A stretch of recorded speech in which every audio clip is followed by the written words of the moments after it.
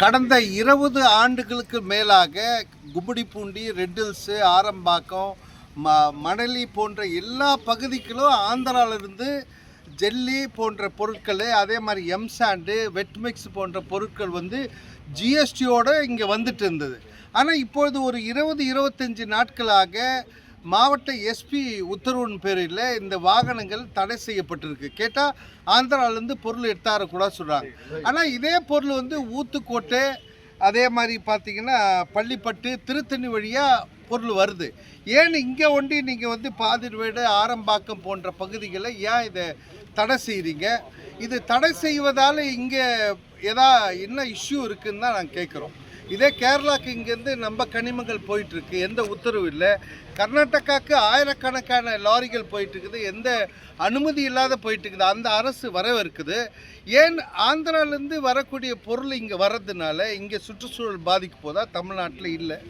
இங்கே இருக்கிற விவசாயி பாதிக்கப்படுறான் இல்லை இங்கே இருக்கிற நீராதாரம் பாதிக்க எதுவும் இல்லை. இந்த மாவட்டம் மிக விரைவாக வளர்ச்சி அடைந்து வருகிறது. அதாவது வந்து அதானி போர்ட்டு போன்ற நிறைய வேலைகள், நிறைய கம்பெனிகள் உருவாகி கொண்டு இருக்கிறது. இந்த மாவட்டத்தில் வந்து ஜெல்லிக்கான கோரியே கிடையாது, அவ்வளோ கிடையாது. அப்போது இங்கேருந்து ஜெல்லி வேணும்னா நம்ம வந்து 2 மாவட்டம் தள்ளி போய் தான் நம்ம வந்து பொருள் எடுத்தாரணும். அப்போ வந்து அது காஸ்ட்டு 3 மடங்கு ஆகிடுது. ஆகவே இது வந்து இந்த மாவட்டத்துடைய வளர்ச்சிக்காக பக்கத்து மாநிலத்திலிருந்து எடுத்துகிட்டு வர்றது இந்தியா முழுக்க இருக்கக்கூடிய நடைமுறை தான். இதை தடை செய்ய வேண்டியது கனிம வளத்துறை தடை செய்யணும், இல்லை மாவட்ட ஆட்சியர் தடை செய்யணும்.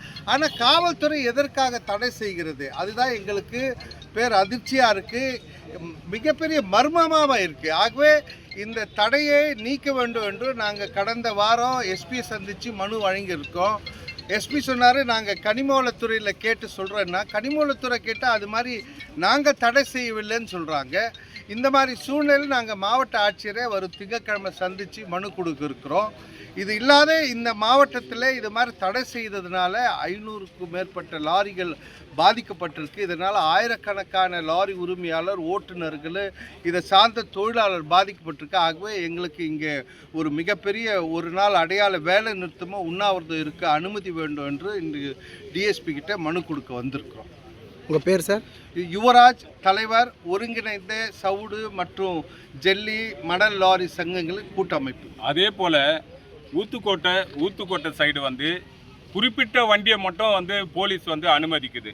அங்கே என்னன்னா ஏஜிஎஸ் லாரி மட்டும் அவர் வந்து மினிஸ்டருக்கு வேண்டப்பட்டவர் அப்படின்னு சொல்கிறாங்க.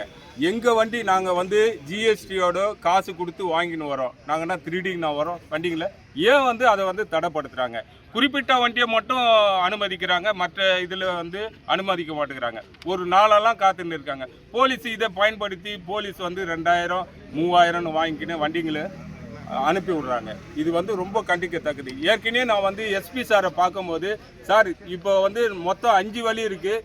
ஆரம்பாக்கம் இருக்குது, பாதிரிவேடு இருக்குது, திருத்தணி இருக்குது, பள்ளிப்பட்டு இருக்குது, ஊத்துக்கோட்டை இருக்குது. இந்த 3 வழியை மட்டும் அனுமதிக்கிறீங்க. குறிப்பாக வந்து ஆரம்பாக்கம், பாதிரிவேடு இந்த சைடை மட்டும் ஏன் சார் அனுமதிக்கலை அப்படின்னு கேட்டதுக்கு சார் வந்து சரியான பதில் சொல்லலை.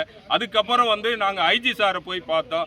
ஐஜி சார் பார்த்து ஒரு மனு கொடுத்தோம். எங்களை வந்து எஸ்பி சார் வந்து இந்த 2 வழியை வந்து தடுத்து நிறுத்துறாரு, எங்களுடைய வாழ்வாதாரம் போதுன்னு அப்படின்னு எடுத்து சொன்னோம். அவர் வந்து என்ன சொல்லிட்டாரு, நான் 2 நாளில் அவர் சார் வந்து என்கொயரி பண்ணிவிட்டு சொல்கிறேன், ஏன் லாரிக்காரங்களை வந்து தொல்லை கொடுக்குறாரு எஸ்பி சார் அப்படின்னு சொன்னாங்க. நாங்கள் வந்து கலெக்டராண்டியும் மனு கொடுத்துருக்கோம். இதுவரையும் எங்களுக்கு சரியான தகவல் எதுவும் வரலை. இதனால் வந்து நாங்கள் வந்து இந்த பகுதியில் குறைஞ்சது ஒரு 500 லாரி இருக்குது. 2000 இதை நம்பி 2000 தொழிலாளர்கள் இருக்காங்க.